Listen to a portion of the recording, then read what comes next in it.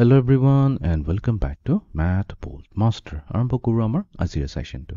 তো আমি আজি কথা পাতিম এটা খুবই ইম্পৰ্টেন্ট ল যোনটো কোৱা হয় দি ইনভাৰ্স স্কয়াৰ ল। ইনভাৰ্স স্কয়াৰ ল কিনো হয়? ঠিক আছে, ইনভাৰ্স স্কয়াৰ ল এটা মনত কৰা যেতিয়া আমি কুলম্বছ ল পাতি আছিলো তো কুলম্বছ লৰ আমাৰ ফৰ্মুলাটো কি আছিলে? COULOMB' কুলম্বছ ল। তো কুলম্বছ লৈ কি কয়? যদি আমাৰ তাত দুটা চাৰ্জ আছে Q1 and Q2 আৰু দুইটাৰে মাজৰ ডিষ্টেন্সটো যদি R হয় তেনেহলে ইহঁতৰ মাজত এটা ফোৰ্স থাকিব। আইদাৰ এট্ৰেক্টিভ ফোৰ্স হ'ব পাৰে বা ৰিপালসিভ ফোৰ্স হ'ব পাৰে। হেতুক আমি কওঁ E, ইলেক্ট্ৰোষ্টেটিক ফোৰ্স FE। তো এইটো হৈ যাব equals to electrostatic constant K multiplied to Q1 Q2 divided by R square। আৰু আমি জেনেৰেলি কি কৰোঁ ম্যাগনিটিউডটো লওঁ।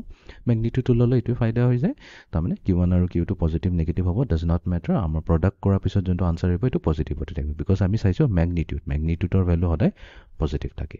এতিয়া ইয়াতে ডিনমিনেটৰত R স্কয়াৰ আছে। তো লেটছ সে সিম্পলিসিটিৰ কাৰণে মই সিম্পলিসিটিৰ কাৰণে বুজাবৰ কাৰণে ইয়াতে এজিউম কৰিছোঁ let electrostatic constant K equals to 1 হৈ গ'ল। তাৰপিছত এই যোনটো প্ৰডাক্ট Q1 Q2 এইটোকো আমি 1 লৈছোঁ। তেনেহলে এইটো যদি আমি লওঁ আমাৰ ইলেক্ট্ৰিক ফোৰ্স কি হৈ যাব? আমাৰ ইমপ্লাইজ আমাৰ যোনটো ইলেক্ট্ৰিক ফোৰ্স হ'ব এইটো হৈ যাব গোটেইটো নিউমাৰেটৰটো 1 হৈ গ'ল, 1 * 1 1 হৈ গ'ল, ডিভাইডেড বাই R স্কয়াৰ। এই যে R স্কয়াৰ আহিলে এইটোকে কোৱা হয় একচুয়ালি ইনভাৰ্স স্কয়াৰ ল। ইনভাৰ্স স্কয়াৰ ল মই বুজাই দিছিলোঁ। আৰু এই ইনভাৰ্স স্কয়াৰ লটো আৰু এটা বস্তুত আমি দেখা পাইছিলোঁ, যদি ইয়াৰ মাছ M1 হ'লহেঁতেন Q2ৰ মাছ M2 হ'লহেঁতেন ইহঁতৰ মাজতো এটা কি হ'ব? এট্ৰেক্টিভ গ্ৰেভিটেশনাল ফোৰ্স থাকিব। সেই গ্ৰেভিটেশনাল ফোৰ্সটোক আমি কেনেকৈ ডিনোট কৰোঁ? F of G gravitational force equals to gravitational constant G multiply to M1 into M2 divided by R square. তো ইয়াতো দেখা গৈছে ইয়াতো এটা আমাৰ কি আছে? indirectly proportional to R square বা inversely proportional to R square যোনটো কোৱা ইয়াতো এটা ইনভাৰ্স স্কয়াৰ ল আছে। তো এইটো এটা আছে ইনভাৰ্স স্কয়াৰ ল। ঠিক আছে, ইনভাৰ্স স্কয়াৰ ল, ইনভাৰ্স INVERSE ইনভাৰ্স স্কয়াৰ ল। ঠিক আছে, ফৰ্মুলা ওয়াইজটো আমি দেখি পেলাই গম পাইছোঁ ওকে ঠিক আছে 1/R স্কয়াৰ থাকাৰ মিনিংটো হৈছে ইনভাৰ্স স্কয়াৰ ল। এটা কথাটো হৈছে ইয়াতে 1/R স্কয়াৰ এনো কেলে আহিছে? এইটো গ্ৰেভিটেশনাল ফোৰ্সৰ কেছতো আহিছে 1/R স্কয়াৰ, ইলেক্ট্ৰোষ্টেটিক ফোৰ্সৰ কেছতো আহিছে 1/R স্কয়াৰ। আৰু 1/R স্কয়াৰ কিয় আহিছিলে? 1/R টোতো আহিব পাৰিলেহেঁতেন বা 1/R কিউব আহিব পাৰিলেহেঁতেন বা 1/R⁻³ আহিব পাৰিলেহেঁতেন, ৰাইট এটসেট্ৰা। এনেকৈতো ডিফাৰেণ্ট ভ্যালুজ আহিব পাৰিলেহেঁতেন আৰৰ পাৱাৰৰ কথা কৈছোঁ, বাট 1/R স্কয়াৰ কেলে আহিছে? এতিয়া এইটো এটা খুবই ইম্পৰ্টেন্ট ল হয়। ইনভাৰ্স স্কয়াৰ লৰ মিনিংটো এইটো হয়। তো জেনেৰেলি আমাৰ যোনটো ফোৰ্স হয় ফাৰ্স্ট পইণ্টটো মনত ৰাখিব লাগিব, আমাৰ ফোৰ্স যোনটো আহিব মানে যোনটো এইটো force of line of force বুলি কোৱা হয়, line of force. Line of ফোৰ্সটো যোনটো হয় সদায় ষ্ট্ৰেইট লাইনত হয়, এইটো মনত ৰাখিবা, সদায় ষ্ট্ৰেইট লাইনত ওলায়। মিনিংটো কি হৈ গ'ল এতিয়া? Straight line.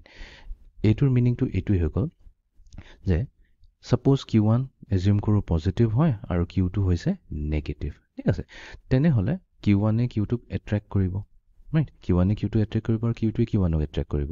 তো আমি এজিউম কৰোঁ Q1 টো Q2ৰ ফালে গৈ আছে। তো এইটো কেনেকৈ দেখুৱাব লাগিব? আমি প্ৰথমতে Q1 আৰু Q2ৰ যোনটো এই ষ্ট্ৰেইট লাইনটো চাম, এই ষ্ট্ৰেইট লাইনতেই যাব। এনেকা কেতিয়াও নহয় কি Q1 টো ঘূৰি পকি এনেকা বেলেগ ডিফাৰেণ্ট ৰাস্তা লৈ পেলাই যাব, ৰাইট? বিকজ আমাৰ ফোৰ্সটো কি থাকিব? ফোৰ্সটো ডাইৰেক্টলি Q1 আৰু Q2ৰ মাজত যোনটো ষ্ট্ৰেইট লাইন হ'ব সেইটোতে যাব। ঠিক আছে, যদি দুইটাই পজিটিভ হ'লহেঁতেন, লেটছ সে এটা হৈছে প্লাছ প্ৰটন আৰু এটা লৈছোঁ প্লাছ প্ৰটন। তো দুইটাই কি কৰিব? ইটো সিটোক ৰিপেল কৰিব। ৰিপেল কেনেকৈ কৰিব? ৰিপেল জাহা তাহাকৈ নকৰে, এইটো হৈ যাব আমাৰ লাইন অফ ফোৰ্স, মানে সেইকাৰণে ইমেজিনেৰী লাইন অফ ফোৰ্স বুলি কোৱা হয়। এটা ষ্ট্ৰেইট লাইন আঁকি দিলোঁ, তো ইয়াক কি কৰিব? ৰিপেল কৰিব। কেনেকৈ ৰিপেল কৰিব? ৰিপেলটো মানে কি? ইয়াৰ পৰা দূৰলৈ যাব, সেই যোনটো আমাৰ ইমেজিনেৰী লাইন অফ ফোৰ্স আছে সেইটো ডিৰেকশ্যনতে যাব, সেই লাইনতে থাকি পেলাই যাব। ঠিক আছে, এইটো এটা ইনভাৰ্স স্কয়াৰ লৰ প্ৰপাৰ্টি হয়। তো সদায় এনেকৈ যাব। এইটো এটা প্ৰপাৰ্টি হয়। এতিয়া ইয়াৰ মিনিংটো আমি বুজোঁ। ইয়াৰ মিনিংটো এইটো আমি কৈছিলোঁ যে যিমান ডিষ্টেন্স বাঢ়িব সিমান ফোৰ্স কমি যাব। কেনেকৈ? এক্সাম্পলেৰে চালেই হ'ল। ফৰ এক্সাম্পল R যদি আমি ইকুৱেলছ টু 2 লওঁ, আৰৰ ভ্যালু যদি 2 লওঁ, তেনেহলে আমাৰ FE কি হৈ যাব? FE হৈ যাব 1/2 স্কয়াৰ। 1/2 স্কয়াৰ মানে কি? 1/4। 1/4 হৈ গ'ল আমাৰ 0.25। ঠিক আছে, নিউটনছ। দেন আৰৰ ভ্যালু আমি লৈ লওঁ 3। এটা কাম কৰোঁ, ডাবল কৰি দিওঁ।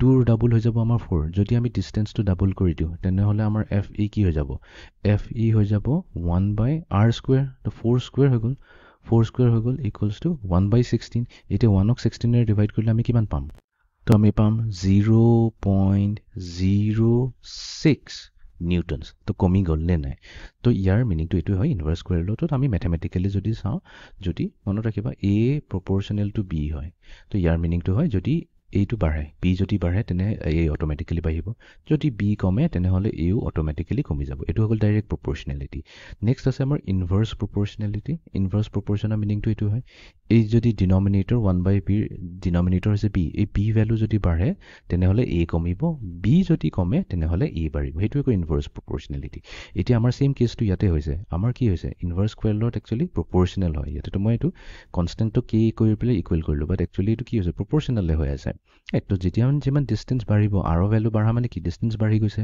প্ৰথমতে 2 আছিলে তাৰপিছত ডাবল হৈ গ'ল ডিষ্টেঞ্চ বাঢ়ি গ'ল যেতিয়া ডিষ্টেঞ্চ বাঢ়িব আমাৰ কি হ'ব 1/r স্কোৱাৰ এই গোটেই ভেলুটো কমিব সেইকাৰণেতো আমাৰ ফ'ৰ্চ কমি আহিছে তো ইয়াৰ মিনিংটো এনেকুৱাকো চাব পাৰে একদম চিম্পল ৱেইট যদি আমি চাওঁ তো হৈ গ'ল আমাৰ প্ৰথমতে প্লাছ কিউ আছে তো মই কৈছোঁ ইয়াৰে যোনটো ডিষ্টেঞ্চ হৈছে r ইকুৱেলছ টু 2 তো ডিষ্টেঞ্চ থাকোঁতে ইটোৱে ইয়াক কিমানত 0.25 নিউটনছত ইয়াক ঠেলিব ইয়াক 0.25 নিউটনছত ঠেলিব 0.25 নিউটনছ ইমান ফ'ৰ্চ দি পেলাই ঠেলিব বাট যদি আমি এই ডিষ্টেঞ্চটো কি কৰি দিওঁ ডাবল কৰি দিওঁ তাৰমানে ইয়াতে প্লাছ আছে তো আমি ডাবল এইখিনি মাতত আহিব আৰু দূৰলৈ লৈ গ'লোঁ তো অভিয়াছলি দূৰত থকাৰ কাৰণে কি হ'ব ইয়াৰ এফেক্টটো ইয়াৰ ওপৰত অলপ কমকৈ পৰিব সেইকাৰণে ইয়াক অলপ কম ফ'ৰ্চেৰে ইয়াক ঠেলিব 0.06 আৰু এইটো ইয়াক ঠেলিব 0.06 নিউটনৰ ভেৰি চিম্পল এজ ডেট বাট কথাটো আহিছে 1/r স্কোৱাৰ এতিয়া 1/r স্কোৱাৰটো কি হয় এটা নেচাৰৰ ইমান ধুনীয়া ট্ৰিক নে কি r স্কোৱাৰে ৰাখিলে আমি সেইটো কথা কৈ আছোঁ এইখিনিতো আই হোপ ক্লিয়াৰ হৈ গ'ল কি যিমান ডিষ্টেঞ্চ বাঢ়িব সিমান ফ'ৰ্চ কমি যাব এতিয়া এই 1/r স্কোৱাৰ আইডিয়াটো আমি